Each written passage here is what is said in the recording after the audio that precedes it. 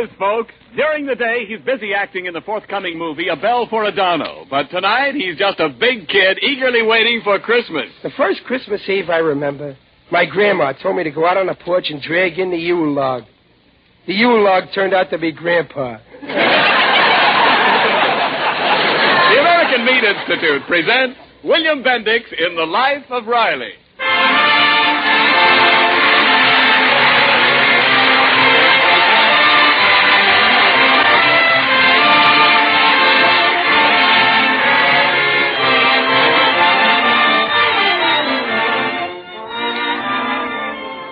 The meat people of America, providing a great food for a great nation. But there are many other things besides meat that the meat industry supplies to a fighting nation.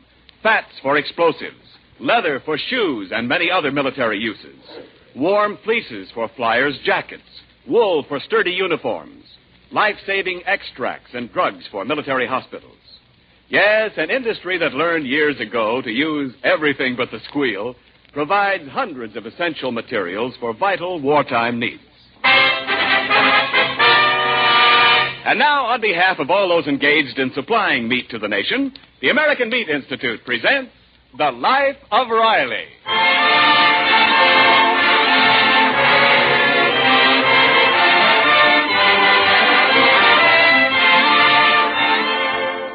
Well, it's the week before Christmas, and all through the land, people are busy sending and receiving gaily wrapped packages. War worker Riley has just entered the living room of his California bungalow with 2 such packages in his arms. Well, what's that you got there, Riley? Christmas presents? Yeah, Dumpling, for me. Something I can really use. Oh, who gave them to you, Dad? A very good friend of mine. Me. See? How like that? A new hat. How do I look? Well, don't you think those pork pie hats are a little too youthful for you? No. The man in the store said I got the perfect face for a pork pie hat. Oh, what's in the other package, Pop? Cigars. Oh, but, Dad, your friend Waldo Benny always gives you cigars for Christmas. Yeah, I know, but the trouble with Waldo's cigars, I can't figure out how to smoke them and not be in the same room at the time. You're right, Pop. Yes. The only way to get what you want for Christmas is to buy it yourself. Well, what's eating on you, Junior? Look what Aunt Henny sent me from Brooklyn. Earmuffs in California. Oh, well, cheer up. Maybe Uncle Baxter in Boston will send you some snow, huh? Junior, Aunt Henny's package is marked Do Not Open Until Christmas. I know. You knew, and you opened it? Oh, what's wrong? Junior, it's against the spirit of Christmas. Why, yes. You should have waited until Christmas morning when we all open our presents. Oh, gee. Besides, it ain't just the idea of opening a package. It's what's behind it. It shows you ain't got willpower. Oh, maybe not, but I just had to know what was in it. Peg, this boy don't take after me. No willpower. No, but he has got your good looks. Now, that's sweet, Dumpling. I can't argue because it's true. Listen, Junior, you gotta develop willpower. Remember, life is just a bowl of cherries, which means there are lots of pits you can fall into. Only willpower can save you from the pitfalls. Oh, the door. I'll answer it. Anybody who ain't got willpower ain't fit to fight the battle of life. Now, take me, for instance. I got willpower. This morning at the plant, when Big Jim Anderson stepped on my foot on purpose with his 300 pounds, I had enough willpower not to punch him in the nose. Dad, it was a package for you. Here. For me? Hey, it's sure wrapped up pretty, isn't it? Oh, who's it from, Riley? It don't say, but according to the postmark, it comes from, Walla Walla. Walla Walla? Let's see, who do I know in the South Pacific? Bob, Walla Walla's a city in the state of Washington. Oh, Walla Walla! Oh. Well, we don't know anybody in Walla Walla. Well, maybe some friend of Dad's moved to Walla Walla. Walla Walla. Who do I know? Who could it be? Riley, just because it comes from Walla Walla, you don't have to say everything twice.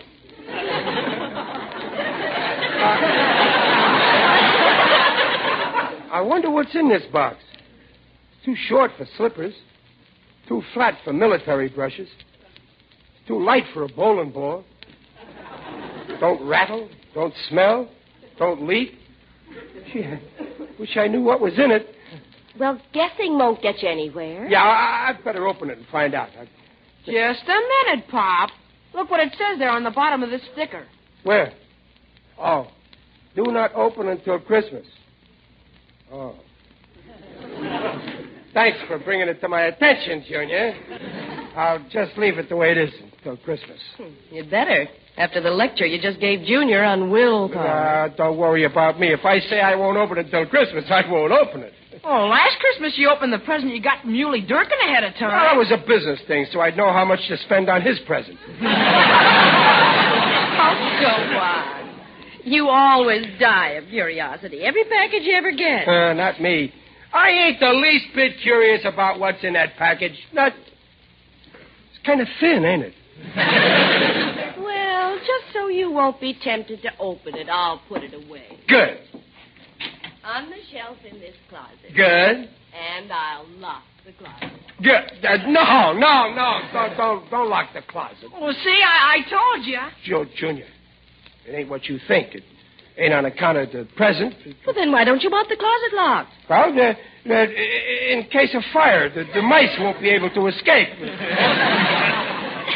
All right, then I won't lock it. Okay. As far as I'm concerned, this package don't exist. Junior, remind me Christmas morning to open it. Huh? All right. I'll show all of you. Yeah, well, we'll see. Come on along now. It's time for supper. Yeah, come on, kids. Supper. Oh, we'll be in a minute. Listen, Babs, I bet you $1 to a nickel that Pop opens that package before Christmas. Oh, Smarty, you always want a sure thing. You know Daddy can't hold out till Christmas. Hey, Babs. What? Where is that mousetrap we had?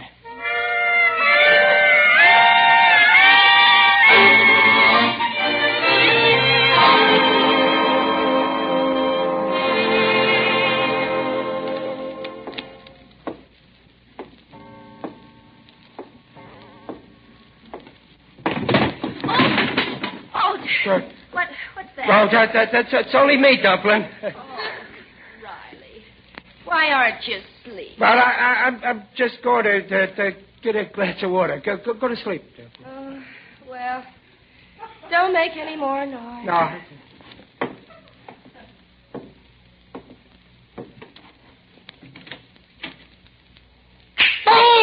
Oh, my hand! Riley, what on earth's the matter? No. Oh, what's up, Pop? Turn on the light. Something's biting me. They won't let go. Get the... Riley, look, a mousetrap. A mousetrap. Junior, do you know anything about this? Oh, I was just trying to catch a mouse, Pop. I never thought you would go to the closet in the middle of the night. Well, that could happen to anybody. I was going for a glass of water, and I just happened to mistake the closet in the living room for the icebox in the kitchen.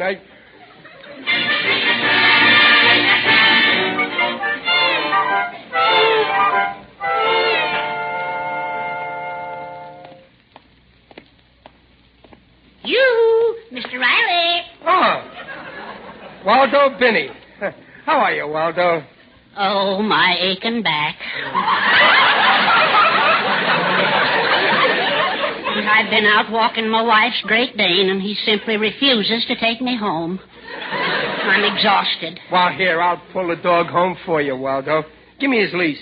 Yeah, thank you, Mr. Riley. Sometime I'll do a favor for you, like ironing some shirts or something. Well, that's okay. Shush now, Hamlet, shush. Or tonight I'll make you sleep in your bed instead of mine. Waldo, I want to ask your opinion. I got a friend, naming no name, see, but this friend got a package marked, do not open until Christmas. Now, my question is... Mr. Riley, the answer is no. No? Under no circumstances should such a package be opened before Christmas. Remember, curiosity killed a cat. Well, my friend ain't a cat. His son, Junior, thinks he's a rat. He leaves traps around for him. Mr. Riley, not only isn't it Christmassy, but anybody who can't resist temptation is just a wishy-washy weakling without character. That's what I say. Waldo. Waldo, I just got a brainwave. The package says do not open before Christmas, but it don't say do not look inside before Christmas. Well? Well, now, suppose somebody else opened this package. I won't do it. No, yeah, but suppose somebody did open it, and then my friend couldn't help finding out what was inside. That's true. Technically, he would be innocent. I would, huh? Say, you know, something like that happened in our house last year. This dog here opened a package marked do not open until Christmas. He did, huh? Yeah, and he just tore the wrapping paper to shreds. Well, I couldn't help finding out what was in it. You don't say. By the way, Waldo, how's about lending me this dog for a little while, huh? Why? Well, I ain't got a dog, and you know what you ain't got, you always miss. Yeah, that's true. Take me. I haven't got a son like you have. I'll lend you the dog. Oh, that's swell, Waldo. And sometime I'll lend you Junior.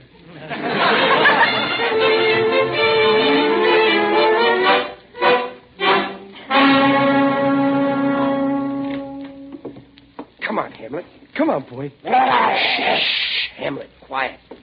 Come on, in here in the living room. Come on. Yeah, the boy. Now, you sit down right over here. Now, just let my hand out of your mouth. That's it. Now, I'm going to get something pretty for you to play with.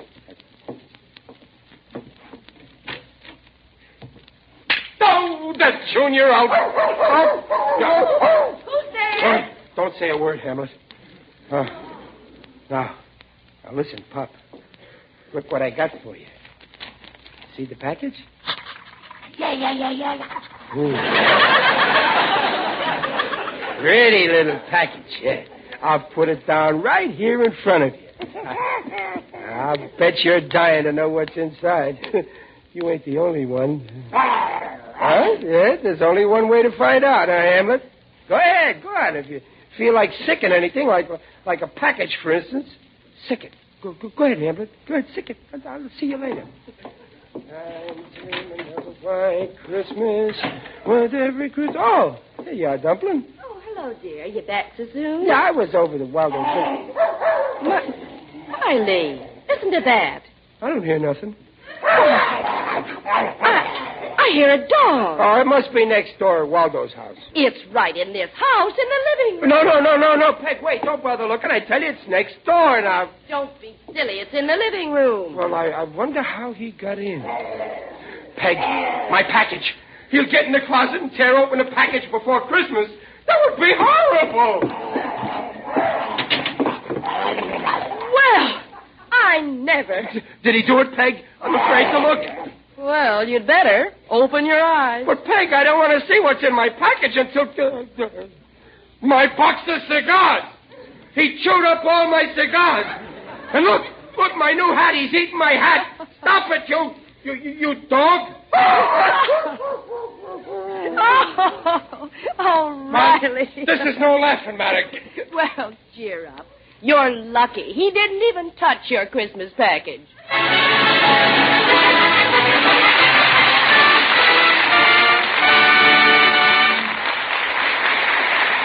Well, Riley's plan has gone to the dog, along with his new hat and cigars. In a moment, we'll return to Riley's mysterious Christmas package, but right now, this is Ken Niles speaking for your meat industry. You know, there used to be an old song that went something like this. If I can't get the girl I want, I'll take the one I can get. Well, that's pretty sporting psychology these days at your meat store. You're not always getting the exact cuts of meat you want just when you want them. But listen, the meat industry is handling the greatest tonnage in history with a critical shortage of help. For instance, the number of hogs processed this year has set a new record. The fact remains that the needs of war often leave less choice of meat for the needs at home. Here's how Mrs. Niles is meeting the situation. She's introduced me to cuts of meat that are not only usually available, but are unusually good. Meat ideas I've never met before. Beef heart, stuffed with dressing, and that's some stuff. Beef biscuit with vegetables. Hot tongue served with a snappy horseradish sauce. Beef stew, or any of the stews, including our old friends' lamb or mutton stew. Anyway, you know it by now, but I'll say it again. All meat, regardless of kind or cut, contains the same highest quality protein. So we say meat is a yardstick of protein foods because meat measures up to every protein need. And now back to the life of Riley with William Bendix as Riley.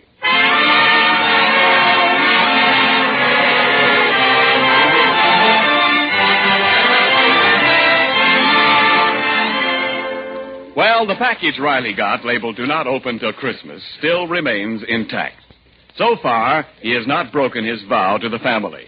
But with a full week left to go before Christmas, our hero's patience is near the breaking point. Right now, he's studying a big book, reading off names. Yarbo, Yerbert, Yuccolini, Yuzzy. Riley, what are you mumbling about in here? What's that big book? Zeb, Zacko.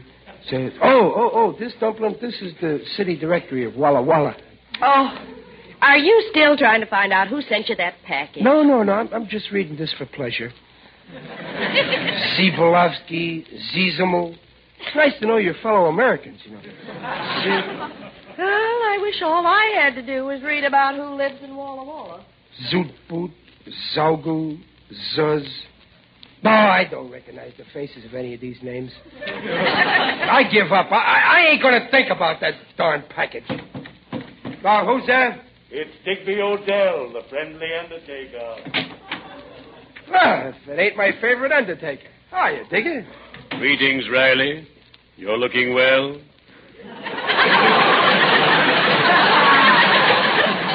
Very natural. Well, thanks. I feel good, too. Well, what brings you here, Digger? Just passing by. I had some free time on my hands. Things are very quiet down at my place.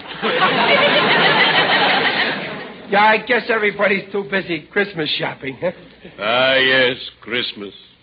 Joyous Noel. I adore Christmas. It's so gay. Yeah, I like Christmas, too. Especially the presents. Now, I got a package. Oh, that reminds me, Riley. I found out what my wife is giving me for Christmas. A beautiful sport jacket. Sport jacket, huh? What color? Black.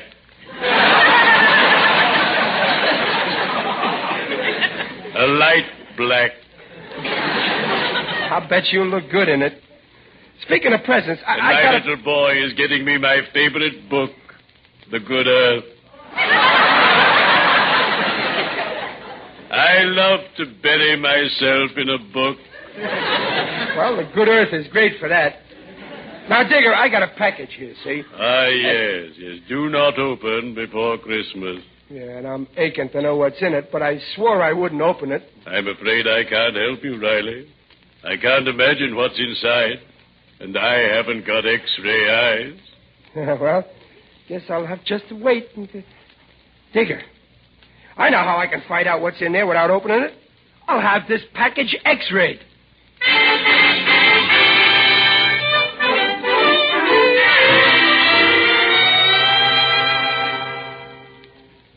Yes, sir. What is it you wish? Well, nurse, I'd like to see this Professor Geeko. Oh, the professor's out just now. Can I help you? Well, I seen an ad in the paper where it says for $2.50 you can get an X-ray, fluoroscopic treatment, electrolysis treatment, scalp massage, and free parking.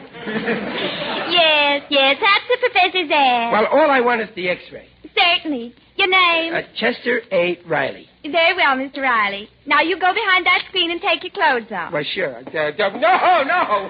Wait a minute. I ain't taking no clothes off. Well, what part of your anatomy do you wish X-rayed? My package. Here it is. Oh, I see. Well, we generally do people, but I guess it's okay. Come back in a half hour. We'll have the X-ray for you. Thank you.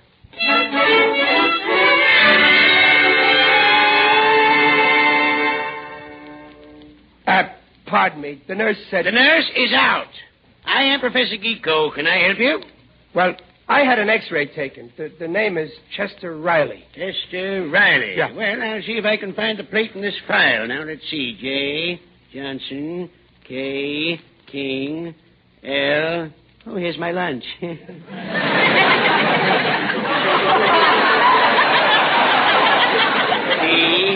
Q, R. Oh, here we have it. Riley, just Riley. What is the show, Professor? Quick, tell me. What is the show? I don't get excited.